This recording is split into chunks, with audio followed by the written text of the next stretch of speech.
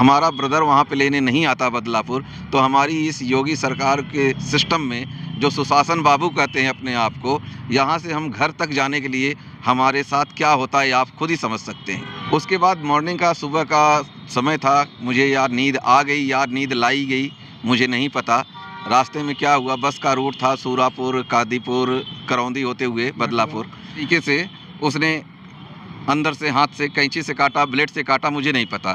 अब इसकी आप मेजरमेंट करेंगे तो गड्डी निकलने की पूरी जगह है। इसमें 2 सेंसर लगे हुए हैं, ये और ये जो 2 रेड पॉइंट देख रहे हैं ये सेंसर हैं। और इस सेंसर का काम ये है कि एक अगर आप रोडवेज में सफर करते हैं तो जाएं सावधान। आप कैमरे के फ्रेम में जिन लोग को देख रहे हैं मैं इनके बारे में आपको बताऊंगा, लेकिन उससे पहले मैं आपको बता दूं 28 अप्रैल को भैया सुल्तानपुर से बस में बैठते हैं सफर करने के लिए। बैठने के कुछ ही देर बाद इनको नींद आ जाती है। उसके बाद ये पहुंचते हैं घर। जब घर पहुंचते हैं तो इन्हें पता चलता है कि इनको लूट लिया गया है।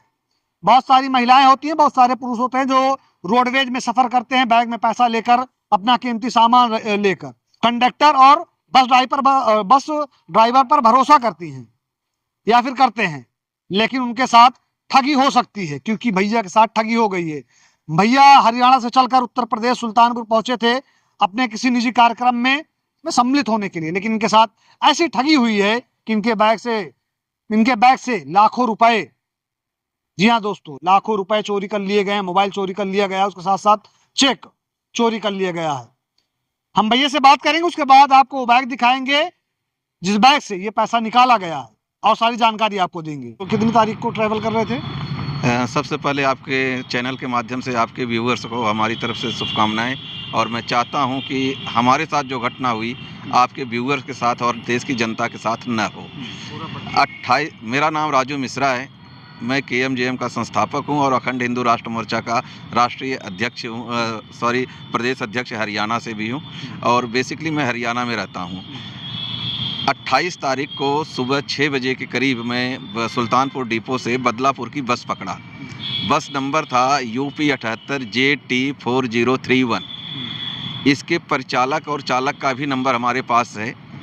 हमने जैसे ही बस पकड़ने के लिए उतरा गाड़ी से, तो एक अननोन व्यक्ति आकर के मेरे सूटकेस को उठाता है और ले जाकर के ड्राइवर के पीछे रख देता है। और हम जब कंडक्टर से थोड़ा सा वो करते हैं तो कहते कोई बात नहीं, आपका ये सेफ़ है पूरी तरह से। और मुझे पूरी बस खाली होने के बावजूद भी मुझे 3 रो के बाद बैठा दिया था, यानी 3rd रो में, लास्ट सीट में 3rd रो में बैठाया गया ताकि मेरी निगाह बैग पे ना रहे। उसके बाद मॉर्निंग का सुबह का समय था, मुझे यार नींद आ गई, यार नींद लाई गई, मुझे नहीं पता रास्ते में क्या हुआ। बस का रूट था सूरापुर, कादीपुर, करौंदी होते हुए बदलापुर। और जब मैं बदलापुर पहुंचा हूं, बैग उतारा, अपना बैग बाहर से एकदम कंप्लीट था। मैं अपनी गाड़ी में बैठा घर पे गया। चाय नाश्ता करने के बाद जब कपड़े चेंज करने के लिए मैंने अपना सूटकेस खोला तो मेरे सूटकेस से 70,000 रुपये, एक न्यू मोबाइल टेक्नो का, उसके साथ साथ मेरा पर्स में लगभग 3,3200 रुपये कैश थे, 5 ATM, मेरा आधार कार्ड, पैन कार्ड, मेरी मिसेज का पैन कार्ड, इसके साथ साथ बहुत सारे दस्तावेज, ड्राइविंग लाइसेंस वगैरह जो थे नॉर्मली जो पर्स में रखा जाता है, वो सारे दस्तावेज, और 3 उसमें ब्लैंक चेक थे जिस पे हमारे सिग्नेचर हुए थे, साइन हुए थे। वो मैं इसलिए क्योंकि मैं ट्रैवल पे था, इमरजेंसी मुझे पैसे की ज़रूरत पड़ जाए तो हम चेक लगा करके अपना कैश निकाल सकते हैं, क्योंकि आजकल बैंकों में कैश नहीं मिलता है। तो बहुत मुश्किल से मुझे 70,000 रुपये मिले थे। अब जब यहाँ पे अगर हमारा ब्रदर वहाँ पे लेने नहीं आता बदलापुर, तो हमारी इस योगी सरकार के सिस्टम में जो सुशासन बाबू कहते हैं अपने आप को, यहाँ से हम घर तक जाने के लिए हमारे साथ क्या होता है आप खुद ही समझ सकते हैं। दूसरे के सामने हाथ फैलाना पड़ता, दूसरों को हाथ देना पड़ता, या फिर ये हो सकता था कि आप अपने घर ही ना पहुँचते। जी बिल्कुल, साजिश तो मुझे लगता है कि यही थी। और इस तमाम साजिश में आपके मीडिया के माध्यम से मैं ये बताना चाहता हूँ कि इसमें कंडक्टर की मिली भगती है, क्योंकि अगर कंडक्टर की मिली भगती नहीं होती तो वो मुझे सर्टिफाइड नहीं करता कि आपका बैग सिक्योर जोन में है, यहाँ सुरक्षित है। तो जाहिर सी बात है, अगर एक परिचालक ये कह दे कि आपका सामान सुरक्षित है तो इसका मतलब हम उस पर विश्वास करते हैं कि हमारा भरोसा है कि भाई कंडक्टर के नोन में हमारा बैग। अब इसके अलावा आपको बताएं, इस बैग में जो आप ये बैग देख रहे हैं, इस बैग में ये 2 सेंसर लगे हुए हैं। कैमरामैन कैमरामैन आगे आएंगे, दिखाएंगे। ये दिखाएं आप कि इसमें 2 सेंसर लगे हुए हैं, ये और ये जो 2 रेड पॉइंट दिख रहे हैं, ये सेंसर हैं। और इस सेंसर का काम ये है कि एक इसका स्मार्ट की होता है, जैसे आपका मोबाइल स्मार्ट होता है ऐसी एक स्मार्ट की होती है। एक कोई सा भी बैग आप लीजिए, इसका स्मार्ट की बनवा लीजिए चाबी वाले से, आप जितने भी बैग मिलेंगे आप उसको अनलॉक कर सकते हैं। डिकोड करने की आपको ज़रूरत ही नहीं है। इसको मास्टर चाबी पहले बोला जाता था, अब भी बोला जाता है। हाँ, ऐसे ही मान लीजिए, लेकिन अब ये थोड़ा सा सेंसर टेक्नोलॉजी बढ़ चुकी है तो सेंसर से काम करता है। इसमें नंबरिंग का कोई इशू नहीं है, नंबर तो सिर्फ कंज्यूमर के लिए होता है। और अगर किसी कंपनी से इस बैग को लेंगे, इसकी चाबी मांगेंगे तो नहीं देगा, वो कहता है सिर्फ इसकी चाबी इन्वेस्टिगेशन एजेंसियों के पास होती है। हमने मांगने का भी प्रयास किया, कंपनी में भी हमने फ़ोन किया, वो कहते जी हमारे पास चाबी नहीं है इसकी चाबी उनके पास होती है, मतलब प्रशासन के पास होती है चाबी। तो प्रशासन का कहीं न कहीं एक पहलू ये रोडवेज भी जुड़ता है, क्योंकि इसका भी मंत्रालय है। तो ऐसा भी हो सकता है कि सरकारें ये रेप ऑफ द माइंड के सिद्धांत पर आम जनता के साथ लूट करने की एक नया तरीका ईजाद किया है। और हम इसलिए इस लड़ाई को लड़ रहे हैं कि जो हमारे साथ घटना हुई, आजकल ब्याह शादी का सीजन चल रहा है, हर गरीब आदमी प्रदेश से कमा के आ रहा है अपने लिए कि हमारे बच्चों के लिए कुछ लेके जाएं, और उसके साथ अगर इस तरह से हादसा हो जाएगा तो वह गरीब व्यक्ति क्या करेगा। आपने बताया कि ये सिर्फ उसी की से खुलेगा जो उसके साथ मिला हुआ है, अन्यथा स्मार्ट की होगी तब खुलेगा। जब आपका पैसा चोरी हो गया, कहीं पर ये बैग फटा नहीं था, कुछ नहीं था। जी बिल्कुल। और इसके आपको बता दें कि इसके साथ हमें की नहीं मिलती है, कि हमें मिलती ही नहीं थी। आपको सिर्फ नंबर से खोलना, हमें सिर्फ नंबर से खोलना होता है। लेकिन जो आप वो करेंगे, अब इसमें आप देखिए कितनी बारीकी से इसको वो किया गया। मैं आपको थोड़ा सा दिखा देता हूँ। ये इस बैग में पैसा था। अब इस बैग को देखिए, इसमें 10-10 हज़ार की 7 गड्डियाँ थी, और इस तरीके से उसने अंदर से हाथ से कैंची से काटा, ब्लेड से काटा, मुझे नहीं पता। अब इसकी आप मेजरमेंट करेंगे तो गड्डी निकलने की पूरी जगह है, बड़े आराम से निकल जाएगी। और 10-10 हज़ार की 7 गड्डियाँ थी। ये आई थिंक अगर एक साथ निकाला जाए 3-4 गड्डी तो एक साथ ही निकल जाएगी, या सातों निकल जाएंगी। सातों एक बंडल में लपेट करके रखा हुआ था, इसलिए उसने बकायदा उस बंडल को ही निकाल लिया। और फ़ोन इसी के अंदर था? हाँ जी, फ़ोन इसी बैग के अंदर था। नया फ़ोन था, बिल, डब्बा, चार्जर सब कुछ उसमें था।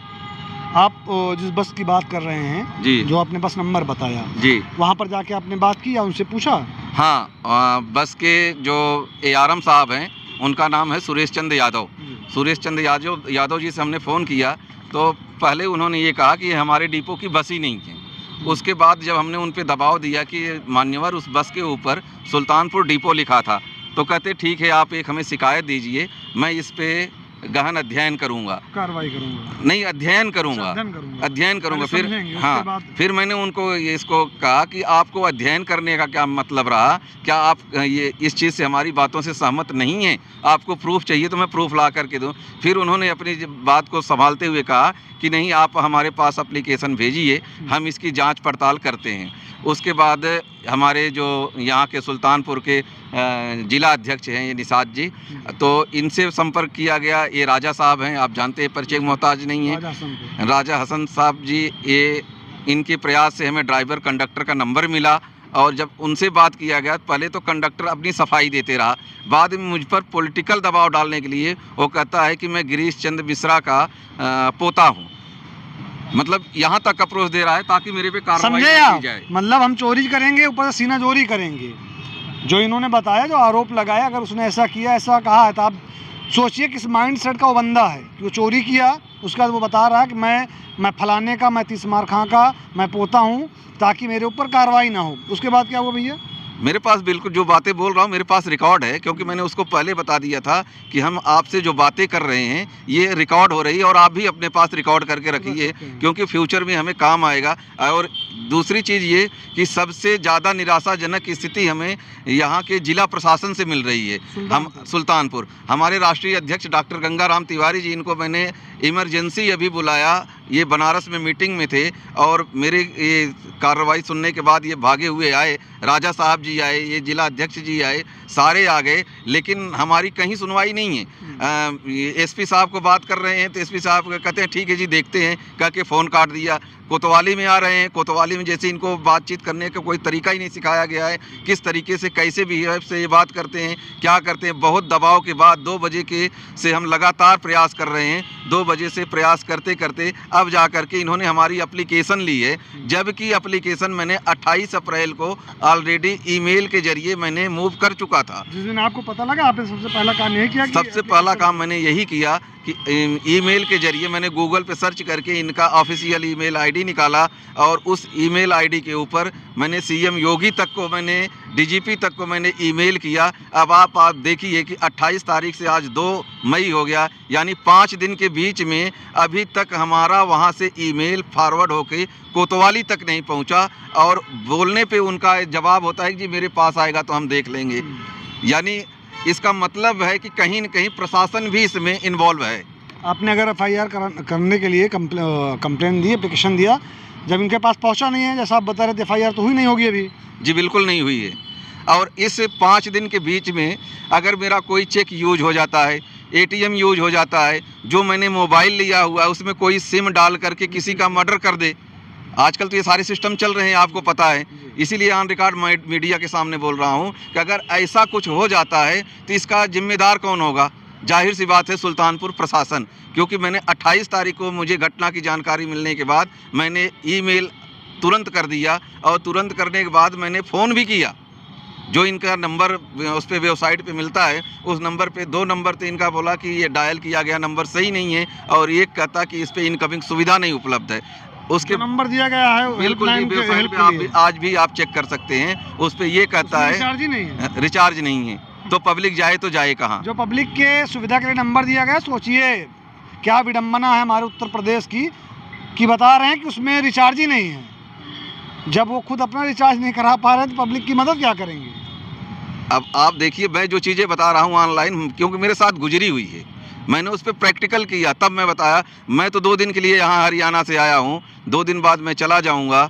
यहाँ पे जो भी इसकी कार्रवाई है ये राजा साहब जी देखेंगे, ये हमारे कपिल निषाद जी देखेंगे और देख रेख इसका, क्योंकि हमारे जो है राष्ट्रीय अध्यक्ष जी डॉक्टर गंगाराम तिवारी जी हैं, तो ये अपने स्तर पर इसको देखेंगे। और हम तो चलो ठीक है, जैसे भी आए थे किसी से किराया भाड़े का पैसे मांगेंगे और यहाँ से कर्ज लेकर के हम जाएंगे। आज हमें यूपी सरकार ने, योगी सरकार ने इस स्थिति पे ला करके खड़ा कर दिया, इनके प्रशासन ने, इनकी नीतियों ने, इनकी जो योजनाएं हैं उस सारी चीज़ों ने इस तरीके से ला के दे दिया कि आज मुझे भीख मांग करके अपने बच्चों के साथ अपने जहाँ पे वतन तो नहीं कर सकते, वतन तो हमारा यही, हमारी कर्मस्थली जाना पड़ेगा, क्योंकि वतन तो हमारा यही है, लेकिन मजबूरी है कि हम योगी जैसे को झेल रहे हैं, योगी जैसे को झेल रहे हैं। ये मैं नहीं कर रहा हूँ, ये मेरा दर्द कह रहा है, क्योंकि मैंने जन सुनवाई के ऊपर भी मैंने मेल किया हुआ है, उनका रिप्लाई भी हमारे पास आया है कि आपकी मेल मिला है, इस पे कार्रवाई के लिए यहाँ भेजेंगे वहाँ भेजेंगे।